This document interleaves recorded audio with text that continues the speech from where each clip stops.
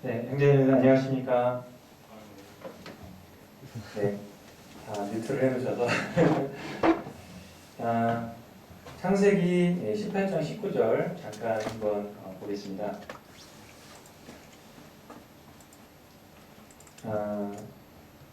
지난 시간에는 그 가인을 다루시는 이 하나님의 참으로 자비하신 그 손길에 대해서, 태도와 사랑에 대해서 저희들이 나눴습니다. 오늘은 그 후반 부분과 그 다음에 이제 창세기 5장 부분을 좀 중점적으로 다루고자 합니다. 창세기 18장 19절 한번 같이 집에서나 이렇게 한번 함께 읽어보도록 하겠습니다. 자, 공독하겠습니다. 시작.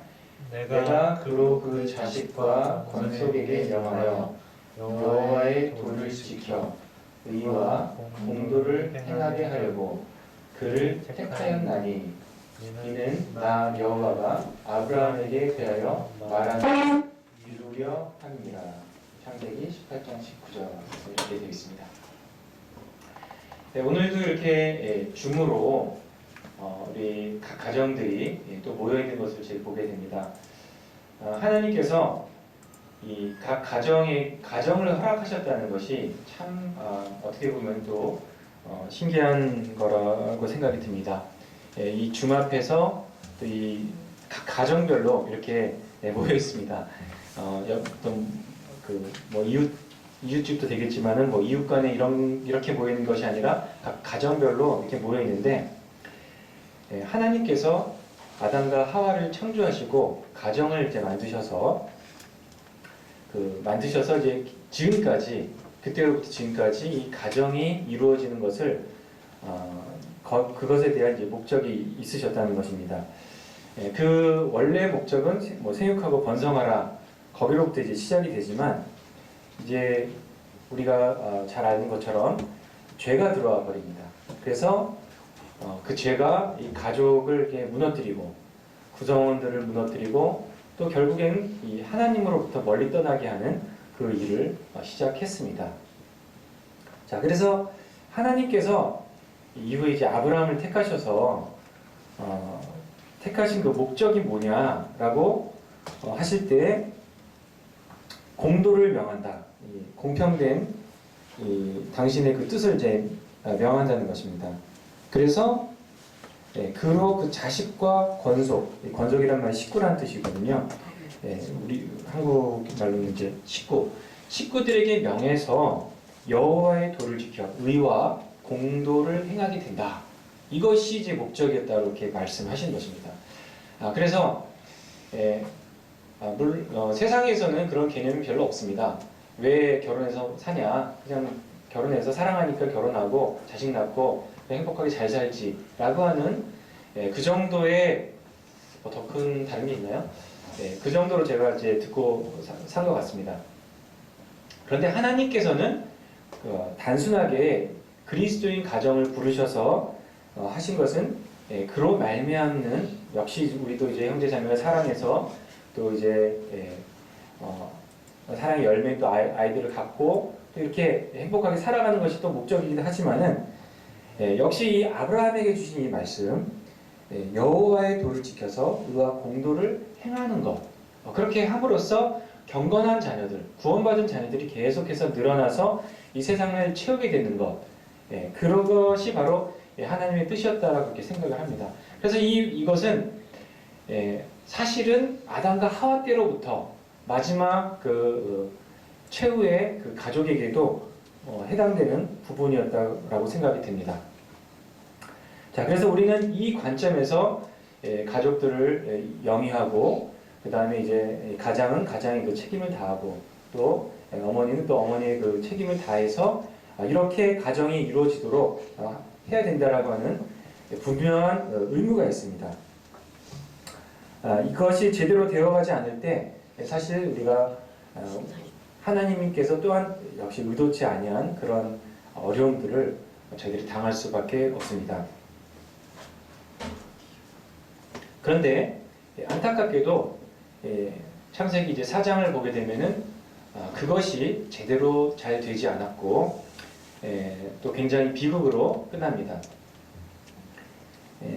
창세기 4장 25절, 26절을 다시 한번 지난 시간에 이어 제가 다시 한번 읽어드리도록 하겠습니다. 25절에 보면은 이렇게 기록이 되어 있습니다. 아담이 다시 자기 아내와 동침하매 그가 아들을 낳아 그의 이름을 셋이라 하였으니 이는 하나님이 내게 가인이 죽인 아벨 대신에 다른 씨를 주셨다 함이며 셋도 아들을 낳고 그의 이름을 에노스라 하였으며 그때 사람들이 비로소 여호와의 이름을 불렀더라. 이렇게 되어 있습니다. 가인이 아벨을 죽였을 때 그 사실을 아담은 분명히 너무나 잘 알고 있었습니다. 그리고 그것은 사람도 얼마 안 되는데 그렇지 않습니까? 요즘에야 뭐 사람이 워낙에 많고 뭐 세계 인구가 지금 78억이래요. 뭐 그 정도 되니까 뭐 무슨 일이 일어나다니까 그래 그런 일이 일어날 수도 있지 이렇게 할 수도 있겠지만 이 사건은 정말 사람이 그렇게 많지 않은 그 초기에 자기 자녀들에게 일어난 사건이었기 때문에 아담은 분명히 이것을 당연히 알고 있고 그리고 굉장히 슬퍼했을 것입니다. 당연히 슬퍼하죠. 그렇지 않겠습니까? 그리고 너무나 큰 이거는 있을 수 없는 단순하게 뭐 사고로 죽었다 이러면은 그 슬픔이 좀 덜할 수 있지만 자기 아들이 아들을 죽인 이런 무시무시한 일이었기 때문에 그 상처라든가 이런 그 충격은 너무나 말할 수 없었을 것입니다. 우리는 이제 가인에 대해서 이렇게 얘기하죠. 이거 어떻게 그럴 수가 있어, 이 나쁜 이러면서 이제 이렇게 얘기를 할 수 있을 거예요. 그런데 그 입장은 또 아담과 하와에게서 또 조금 다른 거죠. 다른 사람이 그렇게 이렇게 이 가인에 대한 어떤 저주하는 마음 이렇게 막 그렇게 해하려고 하는 마음이 있을지라도 사실 아담과 하와는 또 자기 아들인 걸 그거를 그 마음이 좀 다를 거라고 생각을 합니다. 누가 이제 또 아벨을 또 데려다가 장사를 지내고 땅을 파가지고 이렇게 묻어줬을까요? 참 제가 별의별 거에 관심이 참 많죠. 근데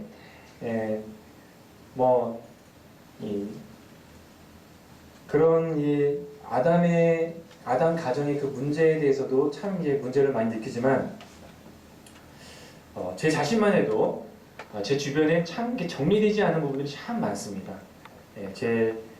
그거는 이제 제가 뭐 할 수 있는 이런 부분이나 이런 것을 떠나서 제가 느끼기에 이런 부분은 우리 가족 내에 정리가 안 돼 있어.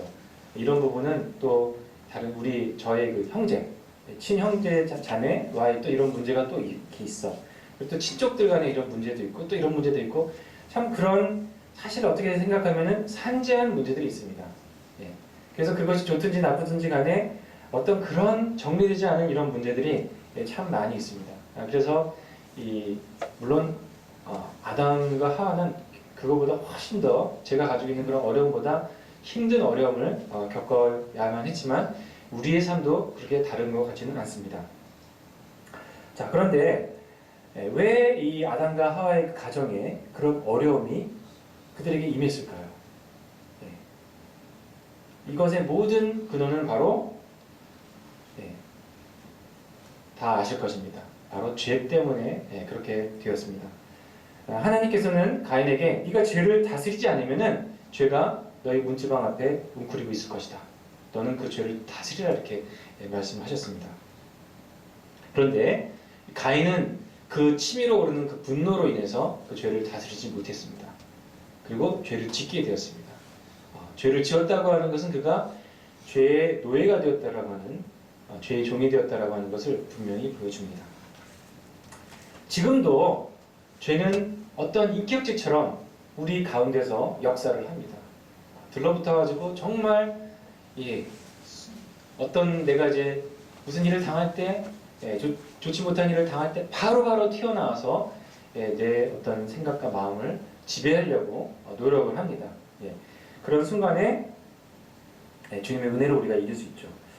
그래서 역시 이 죄라고 하는 것 또한 성경을 관통하는, 처음부터 끝까지 관통하는 그런 주제입니다. 그냥 이것은 굉장히 심각하고 저희들이 잘 다루어야 하는 그런 문제입니다.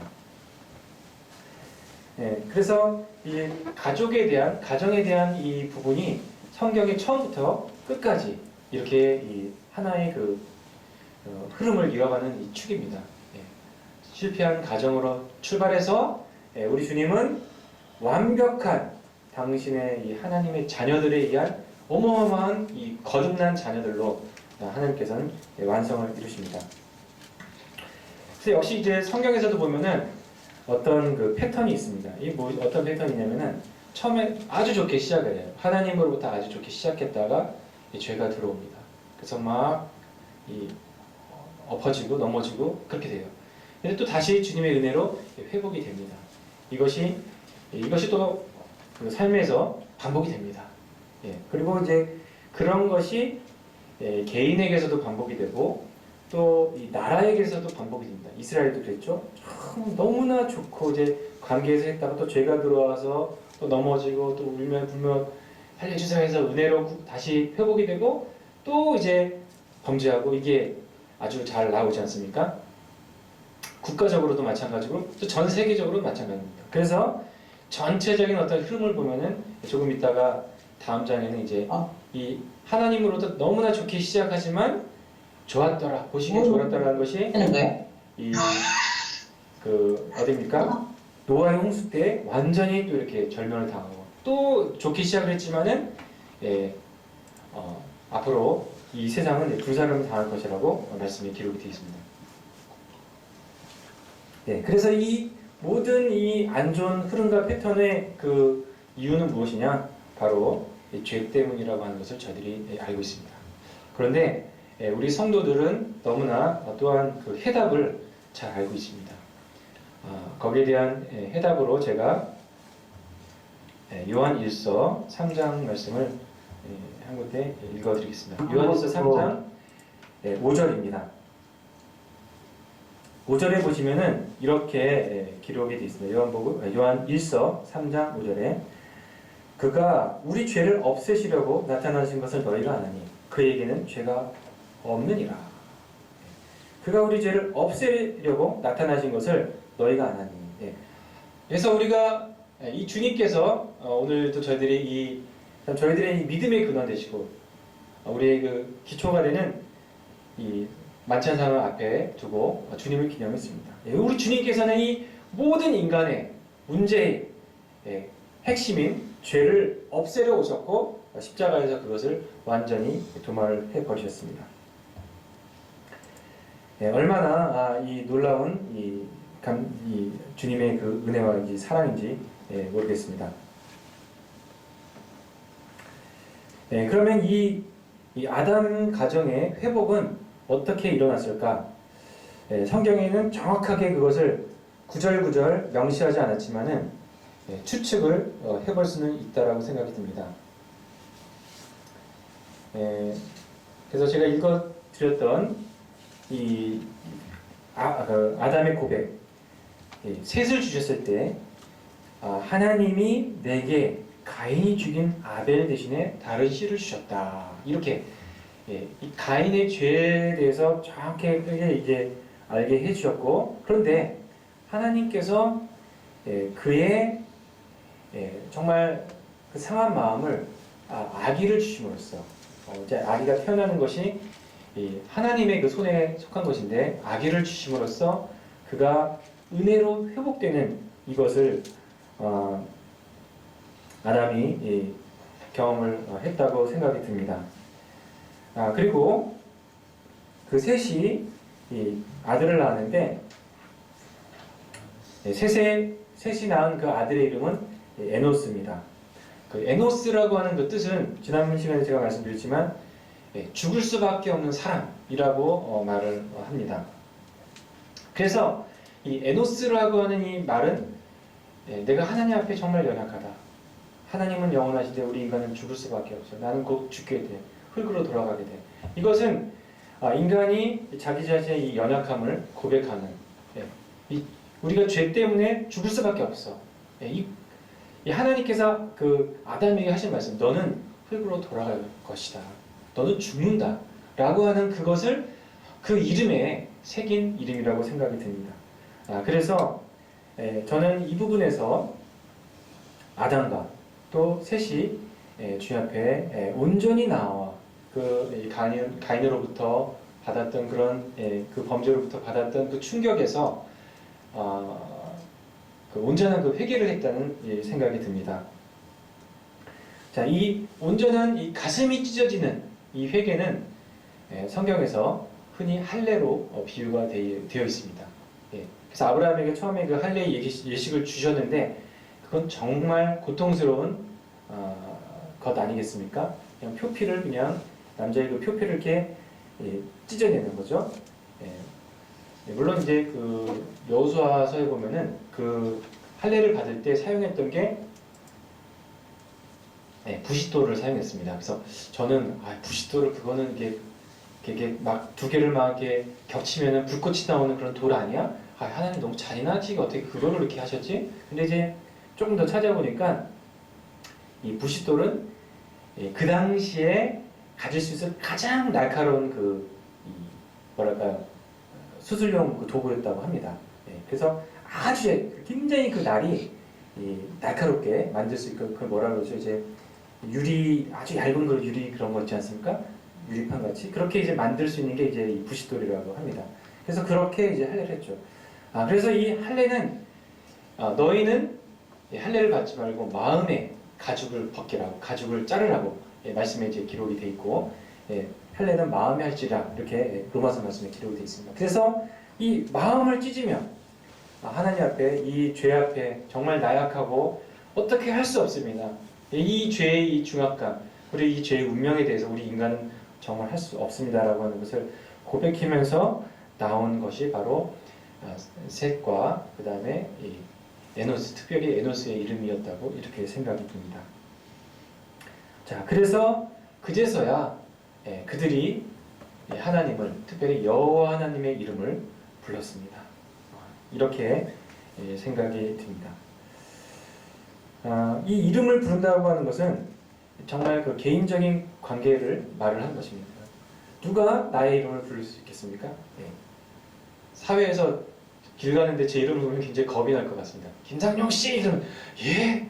아니 정말 이름도 모르는 사람, 얼굴도 모르는 사람이 내 이름을 부른다고 하는 건 좀 그렇죠. 아니면 이름 가장 많이 불리는 데가 이제 학교 아니면은 군대 이런 데겠죠. 그런 어떤 이 관계 속에서 우리 이름이 불러집니다. 하나님의 이름은 누가 부릅니까? 하나님과 관계가 있는 사람들이 부릅니다. 먼저는 죄인들이 하나님을 부릅니다. 하나님, 우리를 구원해 주세요. 이렇게 여호와 하나님을 부릅니다. 하나님께서는 이 우리의 이 부름에 항상 응답하십니다. 여호와 이름을 부른 자는 구원을 받는다. 언제든지 주님의 이 사랑과 이 주님은 항상 우리에게 열려 계십니다. 그래서 이렇게 아담의 그 자손들이 또 믿음의 계보를 통한 이 자손들이 하나님의 이름을 부를 때 하나님은 오셔서 친히 그들의 하나님이 되어 주셨습니다. 자, 참 이 관계를 생각하면은 참으로 은혜를 베풀으시고 용서하시는 이 하나님에 대해서 생각을 하게 됩니다. 자, 이렇게 마음이 찢어져서 회개하고 주님 앞에 나오는 그런 사람들에 대한 복을 성경에서는 또 말씀을 해주고 있습니다. 그 부분이 어디냐면 바로 마태복음 5장에 복 있는 사람입니다. 이렇게 하나님을 찢어진 마음으로 부르는 사람들은 심령이 가난한 자들입니다. 그리고 그들은 천국을 소유하게 되고 애통한 자입니다. 그러한 슬픔을 가지고 나왔기 때문에 그들은 하나님으로부터 위로를 받습니다. 이 주님의 주시는 그 모든 것을 받을 수 있는 준비가 되었습니다. 그래서 그들은 온유한 자로서 땅을 소유하게 되고 의를 찾고 목말랐기 때문에 그들은 배부름을 얻고 하나님께 나아갔기 때문에 긍휼을 받고 하나님을 보고 하나님의 아들이라고 일컬음을 받는 자들이 되는 것입니다. 자, 그래서 이렇게 이 아담 가정이 회복이 된다는 것이 이제 저희들이 이제 알 수가 있습니다. 사실 이제 보면은 이 가정에서 저도 이렇게 이 말씀을 생각하고 준비하면서 되게 마음이 많이 아프더라고요. 왜냐면 이제 저도 이제 딸들이 이렇게 둘이 있는데 굉장히 오히려 모르겠습니다. 뭐 안 믿는 사람 가정은 제가 안 살아봐서 잘 모르겠지만은 같이 옆에 안 있어서 모르겠지만은 오히려 참 믿지 않는 사람들보다도 더 좀 엄격하게 대하고 또 주님의 생각이 아니라 내 생각이고 내 행동인데 주님의 말씀이다 뭐 이러면서 정말 뭐 쥐잡듯이 파리 잡듯이 막 이렇게 막 혼내주고 막 그렇게 했던 기억이 좀 많이 있어서 제가 이 말씀들을 묵상하면서 되게 좀 마음이 너무 찔리더라고요. 근데 참 주님의 은혜로 그래도 딸들이 참 이렇게 잘 커준 것에 대해서 너무나 감사드리고 또 우리 아이들이 대학로교회 와가지고 우리 학생회 선생님들 통해 가지고 또 많이 또 위로를 받고 지금 너무 잘 커가는 것에 대해서 너무 감사드립니다. 참 자주 그런 일이 있는데 참 아이들한테 사과가 잘 안 돼요. 애들이 뭐 이렇게 하면은 제가 분명히 잘못했는데 이 사과가 탁 나오질 않아요. 미안하다, 잘못하다 한 30분이나 한 1시간 있다가 이렇게 생각하면서 주님이 사과해라 이렇게 마음 쓰시면 그때 이렇게 사과를 하려고 그렇습니다. 참 이 죄의 습성이 아주 그냥 가장 잘 나타내는 데가 가정인 것 같습니다. 또 특별히 가장에게 있어서 그런 것 같습니다. 너그러이 용서해 주시고 주변에 있는 분들이 용서해 주시고 또 받아주시고 또 하나님이 주신 권위는 또 권위대로 받아주시면 감사하겠습니다. 뭐 다 이렇게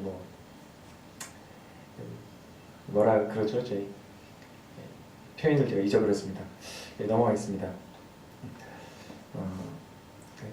약주고 병주고 약준다 그 말이죠. 그 말이 생각났습니다. 다 제가 하네요. 병주기도 하고 약주기도 하고 사랑으로 다 화목되어 있는 그런 가정이 되기를 바라겠습니다. 이제 좀 마음을 좀 추스리고 또 눈물을 닦고 창세기 5장과 6장을 좀 더 보도록 하겠습니다. 창세기 5장은 아담 자손의 계보입니다. 한번 준비된 화면 보여주시면 고맙겠습니다. 그래서 5장에 보면은 또 누가 누구를 낳고 여기까지 시작이 되죠. 사실 이 누가 누구를 낳고 하는 이 장면은 다른 성경의 어떻게 보면 특색이라고 할 수 있어요. 민수기도 그렇고 그 다음에 이제 여러 군데 이제 계보가 나오는데 의인들의 계보입니다. 이렇게 계보가 나오는 것은 특별히 의인들의 이 계보가 이제 나온다고 이렇게 생각됩니다. 그래서 이 창세기 5장에 보면은 여러 몇 대까지 나오면 10대까지 아담으로부터 시작해서 10대까지 그 자손들이 이름이 이렇게 나오는데 한편으로는 이렇게 저희가 이제 보았던 것처럼 아브라함에게 말씀하신 그 말씀대로 이렇게 말씀이 전해지고 전파되고 이렇게 됩니다. 그런데 이 5장과 평행하게 6장이 또 시작이 됩니다. 그래서 6장에 보면은 그 1대, 2대, 3대까지는 사람들이 이렇게 많이 늘어나지 않지만은 저 밑에 뭐 무드셀라, 라멕, 뭐 노아까지 가면은 엄청나게 사람들이 많이 불어나게 됩니다. 그래서 그 당시 사람들의 수명이 평균 수명이 900살이었기 때문에 900살인 것을 감안하고 그 다음에 아기를 이제 100년에 한 명씩 낳는다. 그래서 한 6명까지 낳는다. 이렇게 계산을 하잖아요. 그렇게 계산하면은 저 노아 때가 되면은 지상에 거하는 사람이 몇 명이 되냐면은 얼마나 될 것 같으십니까? 1350억 명이 된답니다. 1350억 명이 진짜 그 땅에 가득하게 되는 거예요. 그렇게 많은 그런 변수가 아니에요.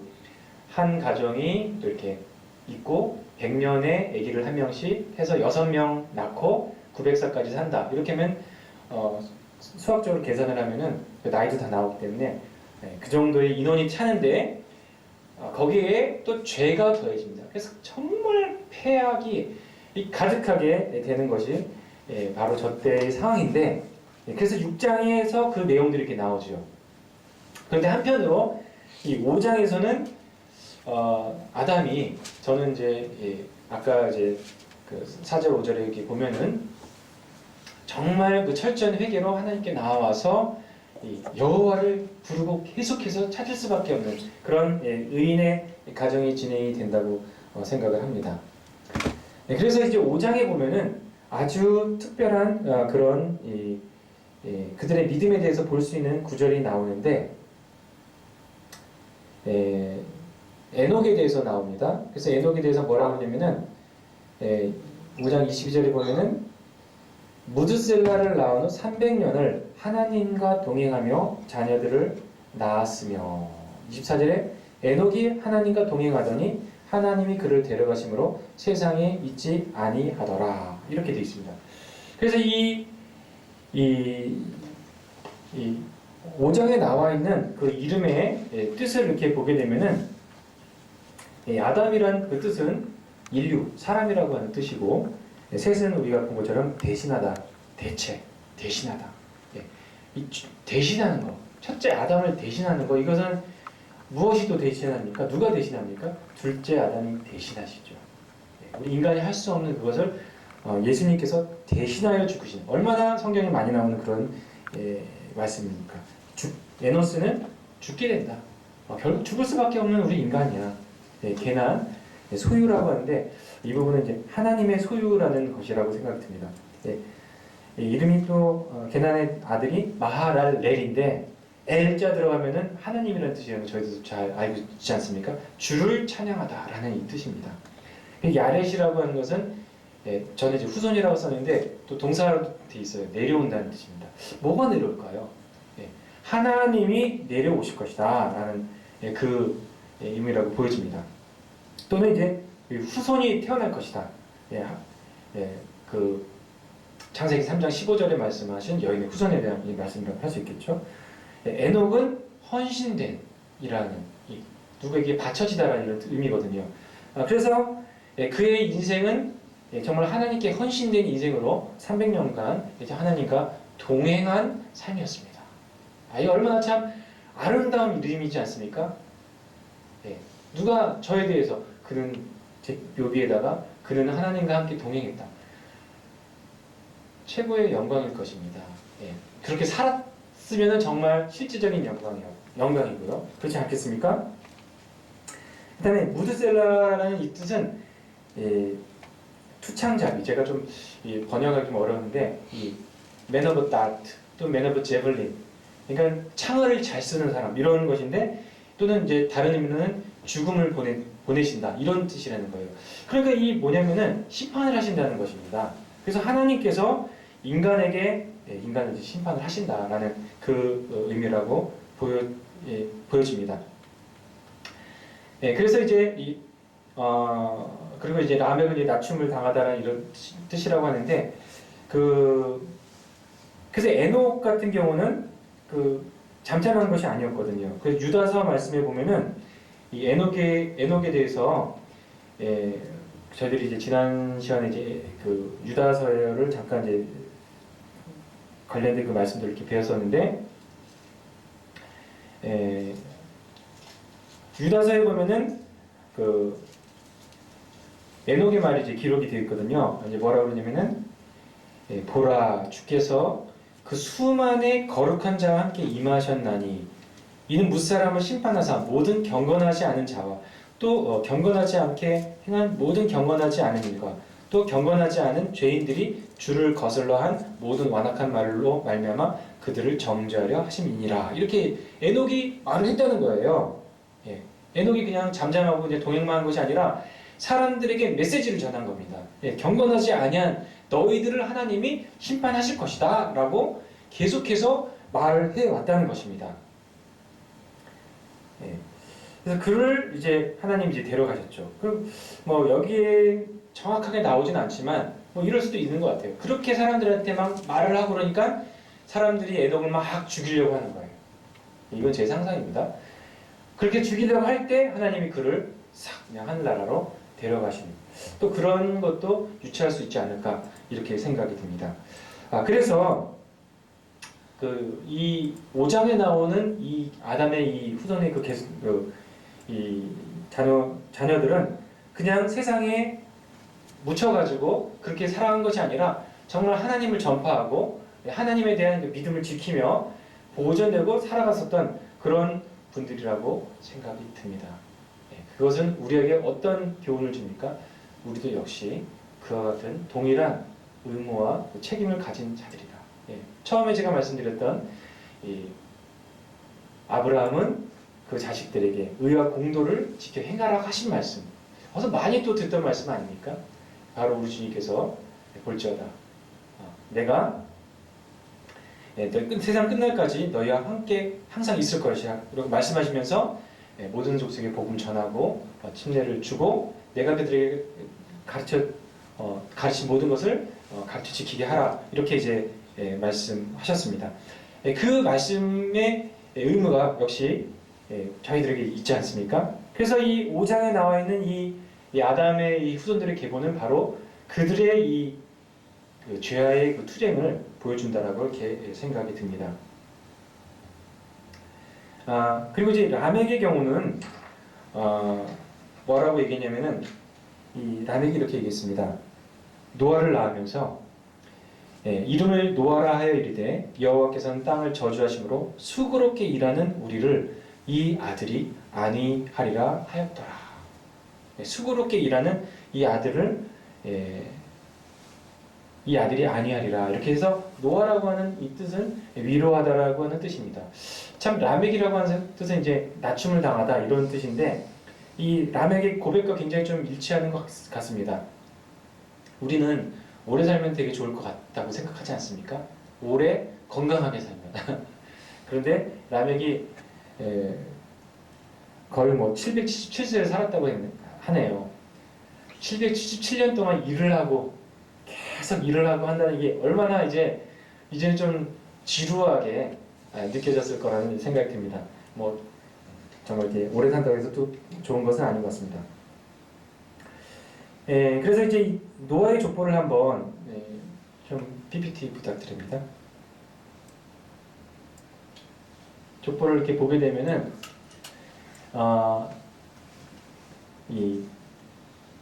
좀 재미있는 점이 있어요. 좀 흥미로운 점이 있습니다. 이게 무엇이냐면은 아담이 셋을 낳을 때 130세에 셋을 낳았습니다. 셋을 낳고서 그 800세를 더 살았어요. 그래서 930세에 죽게 되는데 그 맨 끝에 아담이 죽었다라고 하는 그때를 선을 밑으로 쭉 그면은 어디까지 가냐면은 라멕에까지 갑니다. 그러니까는 아담은 셋과 에노스와 가이난, 마를, 야렛, 에녹, 무드셀라, 라멕 때까지 살아 있었던 거예요. 그리고 언제 죽냐면 계산하면은 라멕이 56살이 됐을 때 드디어 아담이 죽습니다. 그러니까는 아담은 이 하나님의 산 증인 아니겠습니까? 하나님께서 어떻게 하셨고 죄가 어떻게 들어왔고 또 어떤 것을 약속하셨고 그리고 자기에게 어떤 고통이 임했었는지에 대해서 정말 이 가족들에게 계속해서 얘기해 줄 수 있는 그런 어떤 믿음의 어떤 전달자라고 이렇게 생각이 듭니다. 이 라멕의 이 고통을 보게 되면은 라멕의 이 고통을 보게 되면은 수고로이 일하는 우리를 아니할 거다 이렇게 말씀하셨는데 그런 것 같습니다. 직장 다니는 사람은 직장에서 참 쉬운 일이 없습니다. 쉬운 일이 없고 또 사업하시는 분들은 아무리 사업이 번창하고 그래도 정말 뭐 100% 행복하다, 아주 쉽다, 아주 잘 뭐 이게 기쁘다 이런 것을 느끼기는 어려울 것 같습니다. 다 그만큼의 어려움이 있습니다. 그래서 많은 그 직장인들은 학생들은 좋겠다라고 생각하지만은 학생만큼 또 괴로운 게 없습니다. 내가 어디를 가야 될지, 뭘 해야 될지 정말 그것만큼 이제 어려운 것이 없습니다. 그래서 총체적으로 우리의 인생은 참 어렵고 힘든 삶입니다. 물론 우리가 그리스도로 말미암아 이 근원을 알고 살아가지만 쉬운 것은 아닌 것 같습니다. 자, 그런데 이제 우리 역시 주님의 임재를 기다립니다. 이 노아의 그 족보에 대해서 보면은 마지막 노아 때 하나님께서 홍수 심판을 명하십니다. 그래서 대략적으로 노아가 그 방주를 만드는 그 시기가 120년 정도 되지 않았을까라고 이렇게 추정을 합니다. 자, 노아가 방주를 만드는 그 사업은 온 가족이 달려들어서 해도 너무나 부족한 사업이었죠. 어마어마하게 그 큰 이 방주를 지으면서, 그리고 그 시대에 정말 집단적으로 따돌림을 당하는 그런 가족이었을 것입니다. 정말 세상에서 crazy and mad 하는, 정말 미치고 정신이 나간 그런 사람으로 노아 가족은 보여졌을 것입니다. 아마도 지금 우리 그리스도인들이 세상에서 또 그렇게 비춰질 수도 있을 것입니다. 우리의 목적과 사명은 이 땅에 있는 것이 아니고 정말 좋은 기회도 주님을 위해서 버릴 수 있는 그런 자들이 그리스도인들 아니겠습니까? 그리고 참 모든 사람이 경건하지 않게 살아갈 때 그것을 이렇게 경건함을 지키면서 말씀에도 그렇게 기록이 되어 있지 않습니까? 누구든지 세상에서 경건하게 살고자 하는 자는 핍박을 받을 것이라고 이렇게 기록이 되어 있지 않습니까? 근데 정말 때가 가까웠습니다. 왜 하나님께서 소돔과 고모라를 멸하셨을까요? 우리는 아브라함의 기도를 통해서 그걸 알 수 있습니다. 아브라함이 얘기하지 않습니까? 50명이 있다면, 45인이 있다면, 거기에 이 소돔의 의인 50명, 45명, 30명, 20명, 10명이 있다면 그 땅을 멸하시겠습니까? 이렇게 물었을 때 하나님께서는 의인 10명 있으면 내가 그 성을 멸하지 않겠다. 분명히 말씀하시거든요. 참 우리 주님은 너무나 자비하시고 인자하십니다. 10번을, 5번이죠. 5번을 이렇게 정말 바짓가랑이를 잡고서 기도할 때 하나님은 그걸 다 들어주세요. 그리고 말씀하시죠. 10명 있으면 내가 그 성을 멸하지 않을 것이다.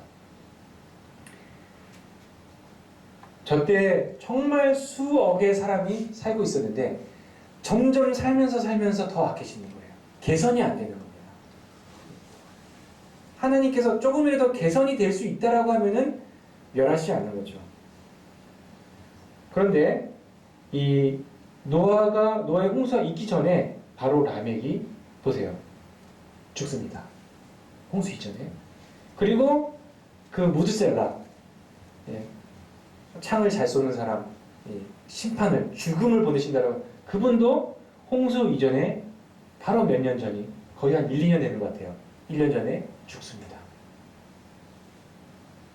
자, 그래서 그때 남아있는 노아의 가족은 몇 명이었냐? 노아의 가족은 정확하게 8명이었습니다. 8명이었습니다.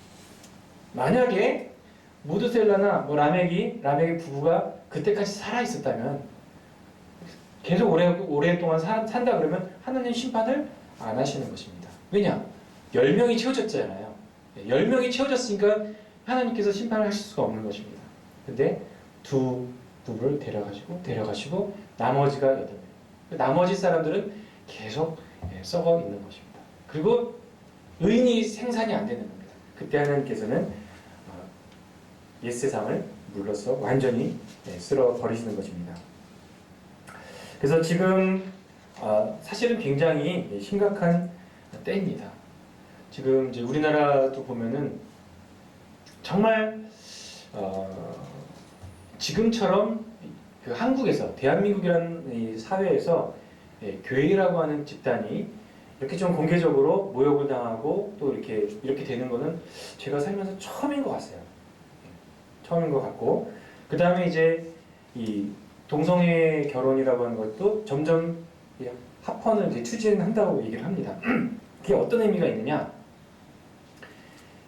어떤 의미가 있는지 형제님들 잘 아시겠지만, 이제 우리 자녀들이 그게 당연한 거로 생각하고 이제 안다는 거죠. 뭐 괜찮아. 그리고 이제 그렇게 이게 합헌이 되면은 당연히 교과 과정이 바뀝니다.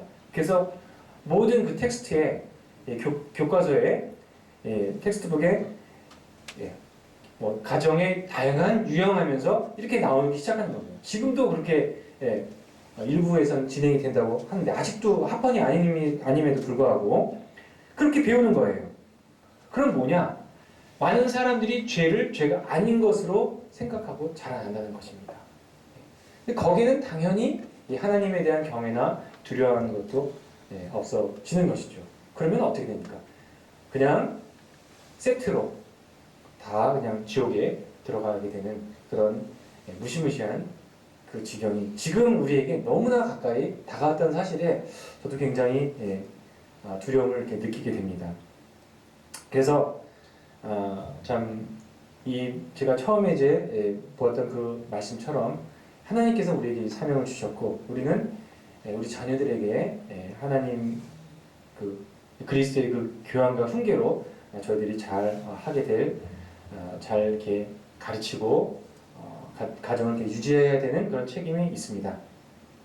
저희들이 죄송합니다. 창세기 5장에 나와 있는 그 믿음의 그 계보 가운데 충분히 그 일을 저희들이 이 지상에서 하게 되지만 주님께서는 이것을 마무리해 주실 것입니다. 마무리해 주시고 정말 저희들을 모든 그리스도인 성도들을 하늘나라에 데려가심으로써 당신의 뜻을 이루실 것을 저희들이 생각하게 됩니다.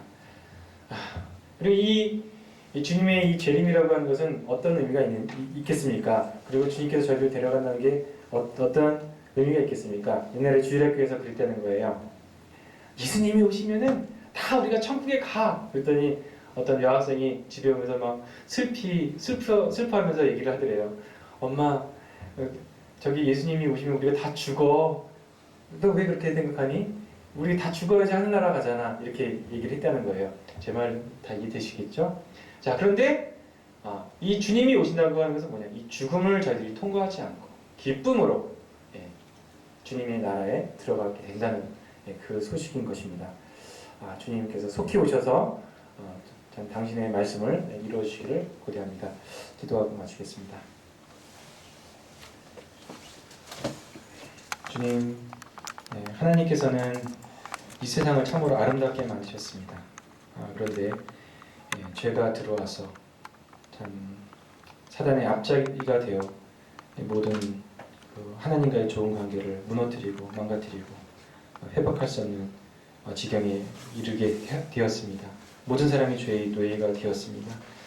그러나 참 우리 주님 사랑이 많으신 우리 주님께서 아드님을 보내주셔서 죄를 없이 하시고 모든 속량을 이루어 주셨습니다. 감사드립니다. 자, 이제 누구든지 그리스도 안에 있는 자는 주님을 알게 되고 영원한 생명 가운데 하나님의 자녀가 되는 이 특권을 저희들에게 허락해 주셨습니다. 주님 감사합니다. 또 성경을 보니 앞서간 그 믿음의 선진들이 믿음으로써 그 참 어려운 나날들을 참 버텨왔던 것을 보게 됩니다. 주님 저희들에게 은혜와 믿음을 주셔서 또한 저희들에게 그 깸을 허락해 주셔서 주님 오실 때까지 저희들이 졸지 않고 깨어 있어서 서로 격려하고 좀 사랑으로서 또 가족들을 또 성도들을 이렇게 돌볼 수 있는 그런 저희들이 될 수 있도록 도와주시기를 기도합니다.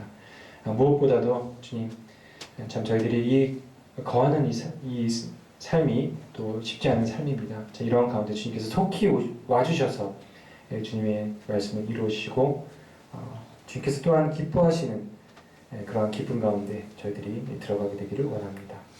특히 오실 주님에 대해서 감사드리며 또 이 말씀을 듣는 우리 모든 형제 자매님들을 또 저희들을 또 복 주시기를 기도합니다. 감사할 때 존귀하신 예수 그리스도의 이름으로 기도합니다.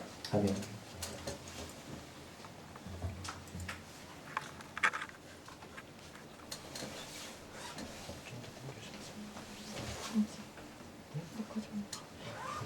감사합니다. 광고 몇 가지 드리도록 하겠습니다. 코로나로 요즘 크리스마스